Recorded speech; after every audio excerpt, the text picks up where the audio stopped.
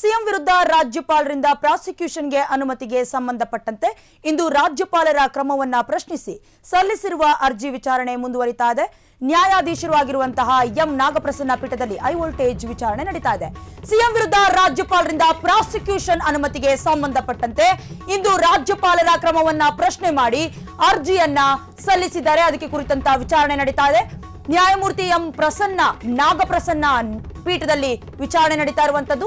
ಇಂದು ಮತ್ತೆ ಅಭಿಷೇಕ್ ಮನು ಸಿಂಘ್ವಿ ವಾದವನ್ನ ಮುಂದುವರಿಸಲಿದ್ದಾರೆ. ತುಷಾರ್ ಮೆಹ್ತಾ ವಾದಕ್ಕೆ ಕೌಂಟರ್ ಅನ್ನ ಕೊಡೋದಕ್ಕೆ ರೆಡಿಯಾಗಿದ್ದಾರೆ ಸಿಂಘ್ವಿ. ರಾಜ್ಯ ಸರ್ಕಾರದ ಪರ ಎಜಿ ವಾದಕ್ಕೆ ಅವಕಾಶವನ್ನ ಕೋರಿಕೆ ಮಾಡಿಕೊಳ್ಳಲಾಗಿತ್ತು. ಇದಕ್ಕೆ ಸಂಬಂಧಪಟ್ಟಂತೆ ಸದ್ಯ ಸೆಷನ್ಸ್ ಕೋರ್ಟ್ ವಿಚಾರಣೆಗೆ ಮಧ್ಯಂತರ ತಡೆ ಮುಂದುವರಿಕೆ ಆಗ್ತಾ ಇದೆ. ಹೈಕೋರ್ಟ್ ನಲ್ಲಿ ಸಿಎಂ ಅರ್ಜಿಯನ್ನ ವಿಚಾರಣೆ ನಡೆಸ್ತಾ ಇರುವಂತದ್ದು. ಮಧ್ಯಾಹ್ನ 2:30ಕ್ಕೆ ಈ ಒಂದು ಅರ್ಜಿ ವಿಚಾರಣೆ ನಡೆಯಲಿದೆ. ಸಿಎಂ ಪರ ವಾದವನ್ನ ಕೂಡ ಸಿಂಘ್ವಿ ಅವರು ಮಂಡಿಸಲು ಸಜ್ಜಾಗಿದ್ದಾರೆ. ಇಂದು ಎಲ್ಲರ ವಾದ ಪ್ರತಿವಾದ ಮುಕ್ತಾಯಗೊಳ್ಳುವಂತಹ ಸಾಧ್ಯತೆ ಕೂಡ ಆಗಬಹುದು.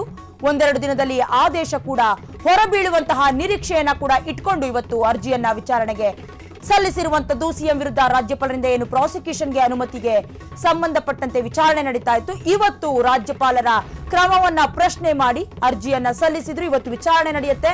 ನ್ಯಾಯಮೂರ್ತಿ ಎಂ ನಾಗಪ್ರಸನ್ನ ಪೀಠದಲ್ಲಿ ಹೈ ವೋಲ್ಟೇಜ್ ವಿಚಾರಣೆ ನಡೆಯುವಂತದ್ದು.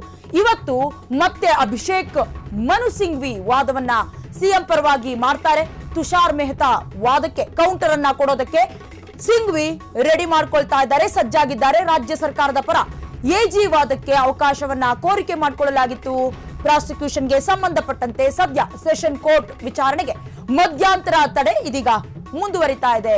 ಒಟ್ಟಾರೆಯಾಗಿ ಸಿಎಂ ಸಿದ್ದರಾಮಯ್ಯ ಅವರ ಅರ್ಜಿ ವಿಚಾರಣೆ ಹೈಕೋರ್ಟ್ನಲ್ಲಿ ಇವತ್ತು ನಡೆಯುತ್ತೆ. ಮಧ್ಯಾಹ್ನ 2:30ಕ್ಕೆ ಅರ್ಜಿ ವಿಚಾರಣೆ ನಡೆಯುವಂತದ್ದು.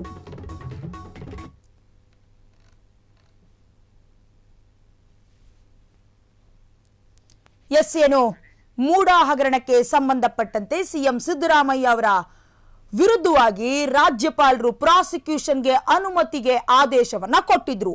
ಇದರ ಪರವಾಗಿ ವಿರೋಧವಾಗಿ ಆಗಾಗ್ಗೆ ಚರ್ಚೆಗಳು ಕೂಡ ನಡೀತಾ ಇತ್ತು. ಇದಕ್ಕೆ ಸಂಬಂಧಪಟ್ಟಂತೆ ಹೈಕೋರ್ಟ್ನ ಮೆಟ್ಟಿಲು ಕೂಡ ಸಿಎಂ ಸಿದ್ದರಾಮಯ್ಯ ಅವರು ಏರಿದ್ರು. ಯಾಕಂದ್ರೆ ರಾಜ್ಯಪಾಲರು ಪ್ರಾಸಿಕ್ಯೂಷನ್ ಅನುಮತಿಯನ್ನ ನಮಗೆ ಮಾತ್ರ ಯಾಕೆ ಕೊಟ್ಟಿದ್ದಾರೆ, ವಿರೋಧ ಪಕ್ಷದವರು ಕೂಡ, ಅದರಲ್ಲೂ ಕೂಡ ಶಶಿಕಲಾ ಜೊಲ್ಲೆ, ನಿರಾಣಿ ಅವರು, ಜನಾರ್ದನ್ ರೆಡ್ಡಿ, ಕುಮಾರಸ್ವಾಮಿ ಎಲ್ರಿಗೂ ಕೂಡ ಪ್ರಾಸಿಕ್ಯೂಷನ್ಗೆ ಅನುಮತಿಯನ್ನ ಕೊಡಬೇಕಾಗಿತ್ತು, ಆದ್ರೆ ಕೊಟ್ಟಿಲ್ಲ, ನನಗೆ ಮಾತ್ರ ಯಾಕೆ ಕೊಟ್ರು ಅಂತ ಪ್ರಶ್ನೆಯನ್ನ ಮಾಡಿ ಹೈಕೋರ್ಟ್ನ ಮೆಟ್ಟಿಲೇರಿದ್ರು. ಅವರ ಪರವಾಗಿ ಅಭಿಷೇಕ್ ಮನು ಸಿಂಘ್ವಿ ವಾದವನ್ನ ಕೂಡ ಈ ಹಿಂದೆ ವಾದಿಸಿದ್ರು. ಇದೀಗ ಮತ್ತೆ ಹೈಕೋರ್ಟ್ನ ಮೆಟ್ಟಿಲೇರಿದ್ದಾರೆ. ನ್ಯಾಯಮೂರ್ತಿ ಎಂ ನಾಗಪ್ರಸನ್ನ ಪೀಠದಲ್ಲಿ ಇವತ್ತು ಹೈ ವೋಲ್ಟೇಜ್ ಆಗಿ ವಿಚಾರಣೆ ಕೂಡ ನಡೆಯಲಿದೆ. ಅಂದ್ರೆ ರಾಜ್ಯಪಾಲರ ಕ್ರಮವನ್ನ ಪ್ರಶ್ನೆ ಮಾಡಿ ಇವತ್ತು ಅರ್ಜಿಯನ್ನ ಸಲ್ಲಿಕೆ ಮಾಡಿದ್ರು. ಒಟ್ಟಾರೆಯಾಗಿ ಸಿಎಂ ವಿರುದ್ಧ ರಾಜ್ಯಪಾಲರೇನು ಪ್ರಾಸಿಕ್ಯೂಷನ್ಗೆ ಅನುಮತಿಯನ್ನ ಕೊಟ್ಟಿದ್ರು, ಇದರ ಕುರಿತಾಗಿ ಪ್ರಶ್ನೆಯನ್ನ ಕೈಗೊಳ್ಳುವಂತಹ ವಾದ ವಿವಾದ ಕೂಡ ಇವತ್ತು ಕೈಗೊಳ್ಳಲಿದೆ. ಜೊತೆಗೆ ತುಷಾರ್ ಮೆಹ್ತಾ ರಾಜ್ಯಪಾಲರ ವಿರುದ್ಧ ಅಂದ್ರೆ ಪರವಾಗಿ ವಾದವನ್ನ ಮಾಡಿದ್ರೆ ಅಭಿಷೇಕ್ ಮನು ಸಿಂಘ್ವಿ ತುಷಾರ್ ಮೆಹ್ತಾಗೆ ಕೌಂಟರ್ ಕೊಡ್ತಾರಾ, ಕಾದು ನೋಡ್ಬೇಕಾಗಿದೆ. ಈ ಒಂದು ಕೇಸ್ ಯಾರ ಪರವಾಗಿದೆ, ನಿಜಕ್ಕೂ ಈ ಒಂದು ಪ್ರಾಸಿಕ್ಯೂಷನ್ ಪರವಾಗಿ ರಿಲೀಫ್ ಸಿಗತ್ತಾ ಸಿಎಂ ಸಿದ್ದರಾಮಯ್ಯ ಅವರಿಗೆ, ಅಥವಾ ಇವರ ಕುತ್ತಿಗೆಗೆ ಕುಣಿಕೆ ಆಗತ್ತಾ, ರಾಜಕೀಯ ಕ್ಷೇತ್ರದಿಂದ ಏನಾದರೂ ಹೊರಬೀಳುವಂತಹ ಸಾಧ್ಯತೆ ಇದೆಯಾ, ಎಲ್ಲವೂ ಕೂಡ ವಾದ ವಿವಾದಗಳು ಮುಗಿದ ನಂತರವೇ ಗೊತ್ತಾಗತ್ತೆ. ಇವತ್ತು ಮಧ್ಯಾಹ್ನ 2:30ಕ್ಕೆ ಅರ್ಜಿ ವಿಚಾರಣೆ ಕೂಡ ನಡೆಯುತ್ತೆ. ಸಿಎಂ ಪರ ವಾದ ಮಾಡೋದಕ್ಕೆ, ಬ್ಯಾಟಿಂಗ್ ಬೀಸೋದಕ್ಕೆ ಸಿಂಘ್ವಿ ತಯಾರು ನಡೆಸ್ತಾ ಇದ್ದಾರೆ. ಇವತ್ತು ಎಲ್ಲರ ವಾದ ಪ್ರತಿವಾದ ಕೂಡ ಮುಕ್ತಾಯ ಆಗುವಂತಹ ಸಾಧ್ಯತೆ ಕೂಡ ಇದೆ. ಒಂದೆರಡು ದಿನದಲ್ಲಿ ಆದೇಶವನ್ನ ಹೊರಬೀಳುವಂತಹ ಸಾಧ್ಯತೆ ಕೂಡ ಇರುವಂತದ್ದು. ಇದ್ರ ಬಗ್ಗೆ ಹೆಚ್ಚಿನ ಮಾಹಿತಿಯನ್ನ ಕೊಡ್ತಾರೆ ನಮ್ಮ ಪ್ರತಿನಿಧಿ ರಾಘವೇಂದ್ರ. ರಾಘವೇಂದ್ರ, ಸಿಎಂ ವಿರುದ್ಧ ರಾಜ್ಯಪಾಲರಿಂದ ಪ್ರಾಸಿಕ್ಯೂಷನ್ಗೆ ಸಂಬಂಧಪಟ್ಟಂತೆ ಇವತ್ತು ಹೈಕೋರ್ಟ್ ನಲ್ಲಿ ವಿಚಾರಣೆ ನಡೆಯುತ್ತೆ.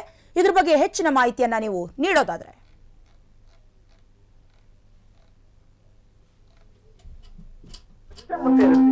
ಸೊ ಸಿಎಂ ಒಂಥರ ಟೆನ್ಷನ್. ಇವತ್ತು ಸಿಎಂಗೆ ಸಾಲು ಕಾರ್ಯಕ್ರಮಗಳಿತ್ತು, ಮೈಸೂರಿಗೂ ಹೋಗ್ಬೇಕಾಗಿತ್ತು. ಆದ್ರೆ ಪ್ರಾಸಿಕ್ಯೂಷನ್ ವಿಚಾರ ಏನಾಗುತ್ತೆ ಕಾದ್ ನೋಡ್ಬೇಕು ಅಂತ ಹೇಳಿ ಎಲ್ಲಾ ಕಾರ್ಯಕ್ರಮಗಳನ್ನ ರದ್ದು ಮಾಡ್ಕೊಂಡು ಇವತ್ತು ಮನೇಲೆ ಕೂತಿದ್ರೆ, ಪ್ರಮುಖವಾಗಿ ಸಿಎಂ ಪರ ಏನು ಸಿಂಘ್ವಿ ಇದ್ದಾರೆ, ಅವ್ರು ಕೂಡ ಈಗ ಅವರ ವಾದಗಳು ಕಂಪ್ಲೀಟ್ ಆಗೋ ಸಾಧ್ಯತೆ ಇದೆ.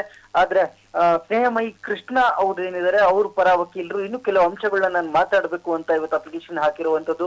ಆದ್ರೆ ಪ್ರಮುಖವಾಗಿ ಇಲ್ಲಿ ನಾವು ಗಮನಿಸಬೇಕಾಗಿರೋದು ಏನು ಅಂದ್ರೆ ಸಿಎಂಗೆ ಎಷ್ಟು ಟೆನ್ಷನ್ ಆಗಿದೆ ಅನ್ನೋ ವಿಚಾರ.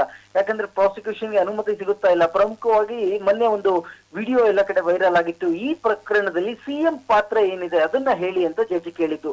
ಇದುವರೆಗೂ ಯಾರು ಕೂಡ ಎಲ್ಲ ಆರೋಪ ಮಾಡ್ತಾ ಇದ್ದಾರೆ, ಇದರಲ್ಲಿ ಮುಖ್ಯಮಂತ್ರಿಗಳ ಪಾತ್ರ ಏನಿದೆ ಅಂತ ಜಡ್ಜಿಗೆ ಯಾರು ಕ್ಲಾರಿಟಿ ಕೊಡ್ತಾ ಇಲ್ಲ, ಯಾವ 3 ಜನ ಲಾಯರ್ಸ್ಗಳು. ಹಾಗಾಗಿ ಸಿಎಂ ಪರ ಏನ್ ವಕೀಲರಿದ್ದಾರೆ ಅವ್ರಿಗೆ ಇದೇ ಪ್ರಮುಖವಾದ ಅಸ್ತ್ರ ಆಗಿದೆ.